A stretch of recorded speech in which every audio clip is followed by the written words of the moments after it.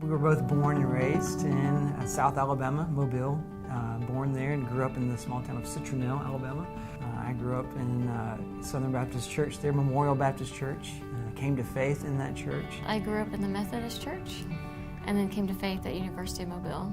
So when I was at university, BSU was a big part of my life, and it was through a trip that I went on there that ultimately God used to call me towards church planting, and ended up in Boston, Massachusetts, which was the place Dena and I spent 10 years church planting. It was through planting a church in the Fenway area of Boston and investing in students there that we took those students to a missions conference.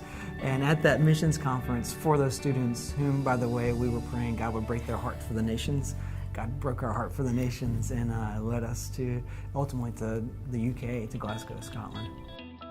Our job in Glasgow, we live in a neighborhood called Denniston, and our job in Denniston is to try to make disciples who will go on and make other disciple-making disciples.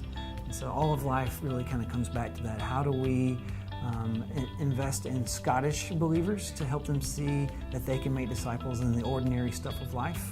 And how can we equip them and model for them how to engage our friends with the truth of who Jesus is? How do we equip our friends, our Scottish friends, to share with their friends?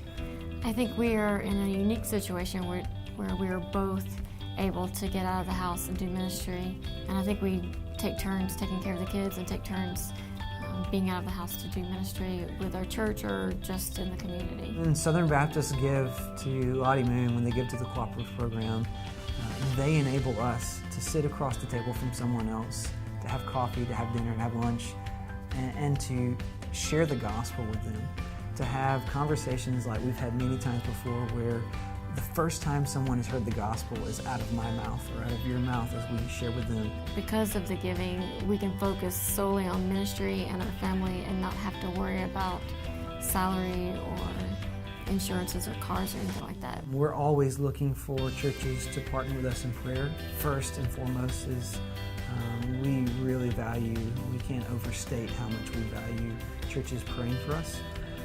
But we're also at a stage of life and in ministry where we could really use partners to come alongside, come to Glasgow, serve alongside us, help us as we engage our community and as we equip our church, this very young church plant, to engage the neighborhood around them.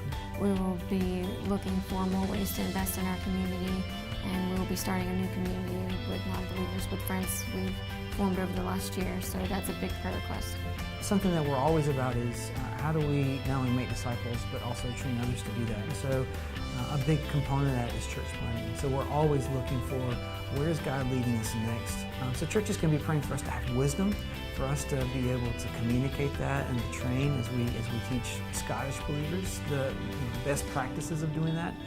And so that's a huge point of concern for us as we think about not necessarily what's good, but what's best in that whole process.